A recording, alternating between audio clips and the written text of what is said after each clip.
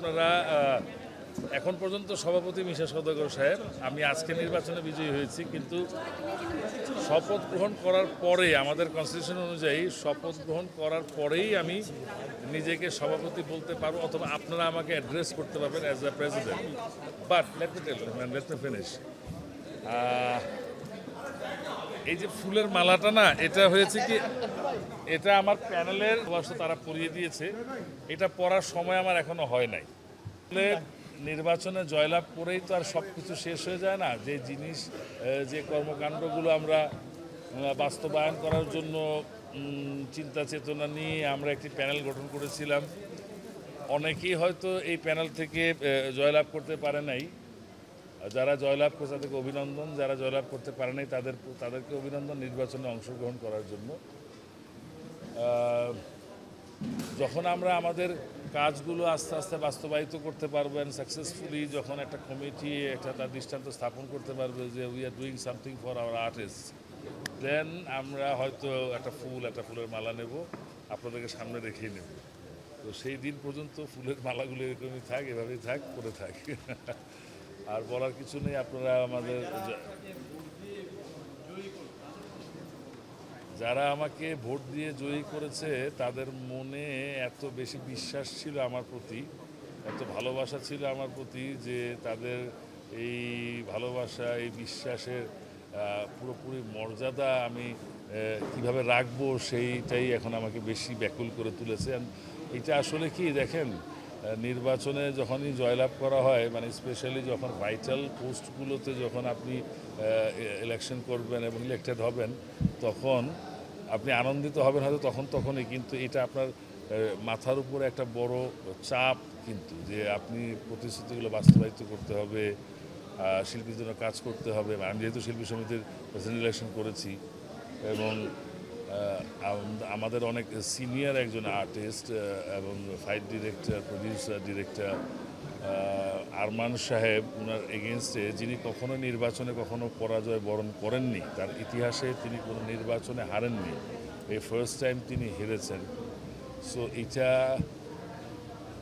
অনেক বেশি পাওয়ার। তারপরেও বলবো যে না, বেশি পাওয়ার না, কারণ খালি জয়লাভ করে গেলেই কি হয়ে গেল, না তা না, জয়লাভের পরেই কিছু করতে পারাটা অনেক বড় ব্যাপার। আর I am very proud that আমি একটা 21 জনের যে প্যানেল করেছিলাম, সবাই খুব স্ট্রংলি প্যানেলের জন্য কাজ করেছে এবং আমাদের প্যানেলকে সাকসেসফুলি জয়লাভ করানোর জন্য তারা সহযোগিতা করেছে। আমরা ইসি থেকে 7 জন আর পোর্টফোলিও থেকে 6 জন জয়লাভ করেছি। সো সবার অনেক বেশি এফোর্ট ছিল। থ্যাংক ইউ আপনাদেরকেও, thank you all my journalist friends and brothers that আপনারা সাপোর্ট করেছেন বিভিন্ন সময়, বিভিন্ন আমাদের স্পিচগুলো, বিভিন্ন বক্তব্যগুলো আপনারা সুন্দরভাবে প্রচার করেছেন, যে what we are trying to do, what we want to do for the artist association. So thank you all. 100% আমি 600 মেম্বারকে নিয়ে কাজ করতে চাই। এবং আপনাদের একটা ইনফরমেশন দিই, আমাদের বাংলাদেশ চলচ্চিত্র শিল্পী সমিতিতে এর আগে এমন কোনো ব্যবস্থা ছিল না যে একটা শিল্পী সমস্যায় পড়ে গেলে তাৎক্ষণিক সবাই জানতে পারে ব্যাপারটা। বা আজকে ধরেন আমার জন্মদিন, আরেকজনের মৃত্যুবার্ষিকী, বা আরেকজন তো সিক হয়ে হাসপাতালে আছে, এটা তাৎক্ষণিক জানার কোনো ব্যবস্থা ছিল না, মানে আনলেস অ্যান্ড আনটিল কোনো SMS তাদের কাছে পৌঁছাতো। আমরা যেটা প্রথমে প্ল্যান করেছি, আমরা একটা ওয়েবসাইট খুলব বাংলাদেশ চলচ্চিত্র শিল্পী সমিতির, আমাদের ইউটিউব চ্যানেল থাকবে, দেন ওইখানে আমরা সমস্ত মানে রেগুলার আপডেটগুলো দিতে থাকবো, যাতে করে কোনো শিল্পী কোনো নিউজ পাওয়া থেকে বঞ্চিত না থাকে। If there is anyone in problem, তারা যাতে ওখানে আমাদেরকে জানাতে পারে।